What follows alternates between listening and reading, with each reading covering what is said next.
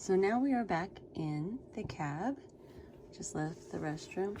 And just for clarification, you put one of those packets of deodorizer in every time you empty the rig. Okay, every time you empty the sewer, not every time you flush the toilet. And we have storage under the seats here, as well as 2 seat belts in each seat. You can see them hanging out here. All the windows do open.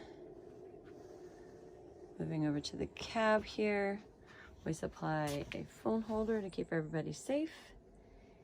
The stereo is Bluetooth, so you can connect your phone into it. Just look it up on the internet. It's the easier way. It's not too hard once you figure it out, but it's just easier for you to look up the user manual for this particular Kenwood radio.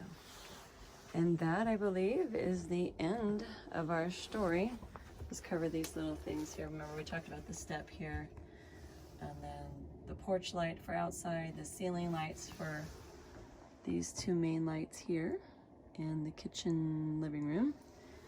And then this is straight down at the bottom of the cupboard. So there's the sink straight down. There's this little button that actually engages the batteries in the house and turns them off. So if you're going to be sitting somewhere and you're not using the rig, we turn it off. But sometimes this can get kicked off. So if you don't have any power to the rig, to the actual house part of the rig, check this first. And you hear the battery when you toggle the switch, when you push it off. You hear it click and you heard everything go off. And I just switched it back on. We'll hear the refrigerator click back in. All right, all the safety features you should need. And the refrigerator just clicked back in. And the last feature here, television, for those of you who have schedules that allow for this type of relaxation. It is a 12 volt, and there's the plug to plug into the 12 volt outlets up there. You can also charge small electronic devices using car charger adapters in this 12 volt receptacle there.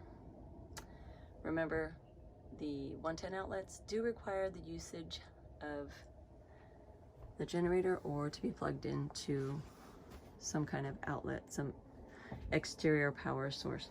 There is also a 9 volt there as well, right next to the 110 outlets there.